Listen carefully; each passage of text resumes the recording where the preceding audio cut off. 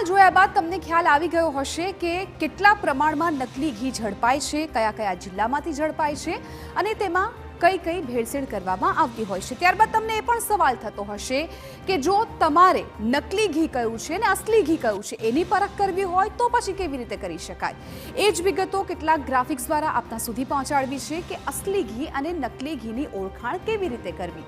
અસલી ઘીની પાસે તાજી અને ખુશ્બુદાર સુગંધ હોય છે, જ્યારે નકલી ઘીમાંથી કંઈક વિચિત્ર અથવા તો પ્લાસ્ટિક જેવી ગંધ છે એ આવી શકતી હોય છે। એટલે જ્યારે પણ તમે રસોઈ બનાવો તો ઘણી વખત એવું થતું હોય છે કે બીજા ત્રીજા ઘરે પણ એની સુગંધ આવતી હોય છે, તો એ પરથી અંદાજો લગાવી શકાય કે એ તમે અસલી ઘીનો ઉપયોગ કરી રહ્યા છો।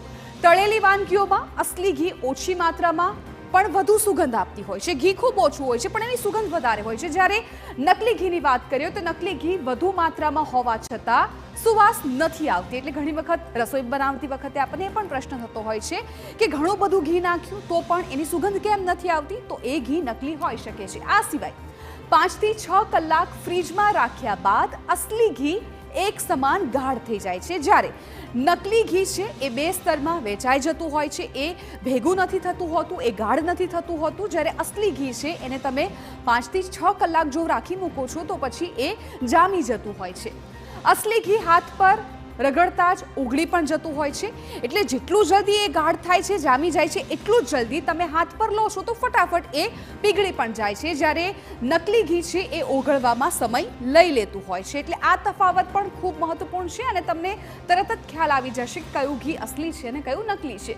અસલી ઘી તુરંત જ સળગી જાય છે અને પીળો ધુમાડો નીકળતો હોય છે, જ્યારે નકલી ઘીમાં કાળા ધુમાડા સાથે તમે એને જોઈ શકો છો। એટલે જ્યારે પણ તમે ઘીનો દીવો કરો તો તમને ખ્યાલ આવી જશે, જો પીળા કલરનો ધુમાડો નીકળે છે તો એ અસલી છે અને કાળો નીકળે છે તો પછી ક્યાંક તમારી સાથે છેતરપિંડી થઈ છે। અસલી ઘી તુરંત જ સળગી જતું હોય છે અને ધુમાડાની જે આપણે વાત કરી છે, એટલે આ તમામ જે તફાવત છે એ આપણે જાણી લેવા ખૂબ જરૂરી છે। આ સિવાય હવે એમાં કઈ કઈ ભેળસેળ કરવામાં આવતી હોય છે એ વિગતો પણ ખાસ આપના સુધી પહોંચાડવી છે, કેમ કે તફાવતનો ખ્યાલ આવી ગયો છે, પરંતુ જો તમે છેતરપિંડીનો શિકાર બની ગયા છો તો પછી એ જાણવું પણ ખૂબ જરૂરી છે કે આ નકલી ઘી આરોગ્ય માટે કેટલું ખતરનાક હોય છે ને એમાં કઈ કઈ ભેળસેળ કરવામાં આવતી હોય છે। તો નકલી ઘીમાં વનસ્પતિ ઘી અને કેમિકલ્સ છે એનો ઉપયોગ કરવામાં આવતો હોય છે અને વનસ્પતિ ઘી અને કેમિકલ્સથી એને બનાવવામાં આવતું હોય છે, જે પાચન માટે ખાસ તો ખૂબ જ હાનિકારક હોય છે। એટલે જ્યારે પણ તમે નકલી ઘી ખાઈ લો છો તો તમને થોડું હેવી પણ ફીલ થઈ શકે છે અને પાચન શક્તિ પણ તમારી છે એ તમને એવું લાગશે કે આ પચતું નથી, ક્યાંક એ નબળી પણ થઈ શકે છે। એટલે પાચન તંત્ર માટે જે નકલી ઘી છે ખૂબ જ હાનિકારક સાબિત થતું હોય છે। આ સિવાય પણ આના ઘણા નુકસાન થતા હોય છે, ખાસ તો હેલ્થમાં જ કબજિયાત કે એસિડિટી પણ ઊભી કરી શકે છે। તમે જ્યારે નકલી ઘી ખાતા હોવ છો તો તમને કબજિયાતની પણ અસર દેખાય છે, સાથે સાથે એસિડિટીનો પણ પ્રોબ્લેમ થઈ શકે છે। જે લોકો હૃદયરોગના પેશન્ટ છે, જે લોકોને કોલેસ્ટ્રોલ છે, એ લોકોને તો ખાસ જોઈને જ ઘી ખાવું જોઈએ, કેમ કે જો તમે ભૂલથી પણ નકલી ઘી ખાઈ લો છો તો તમને હૃદયરોગ અથવા તો કોલેસ્ટ્રોલની બીમારી પણ થઈ શકે છે, અથવા તો જો બીમારી છે તો એમાં વધારો થઈ શકે છે।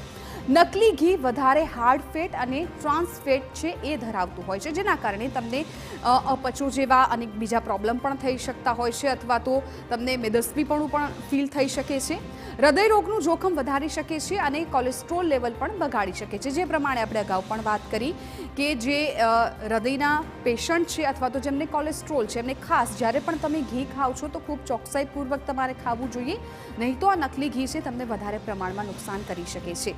સોયાબીન તેલ અને અન્ય ભેળસેળવાળા તત્વો છે આ ઘીમાં રહેલા હોય છે કે જે નુકસાનકારક સાબિત થતા હોય છે। આ સિવાય લીવર અને કિડની માટે પણ ઝેરી સાબિત થઈ શકે છે આ ઘી, એટલે ન માત્ર હૃદયરોગવાળા કોલેસ્ટ્રોલવાળા પરંતુ લીવરમાં પણ નુકસાન પહોંચાડી શકે છે। ભેળસેળવાળી ચીજવસ્તુઓ શરીરના હોર્મોનલ બેલેન્સને પણ ખરાબ કરી શકે છે, જેના કારણે પણ તમને અન્ય બીમારીઓ પણ આવી શકે છે। ખાસ કરીને બાળકો અને ઘરમાં જો ગર્ભવતી મહિલાઓ હોય છે તો એમને પણ નુકસાન થઈ શકે છે। એટલે જ્યારે પણ તમે ઘી ખરીદવા જાઓ છો તો સૌથી પહેલાં તો જે તફાવત તમને જણાવ્યો છે એ તમે થોડું ધ્યાન રાખી શકો છો અને ત્યારબાદ ઘીની ખરીદી કરી શકો છો। ફિકર આપની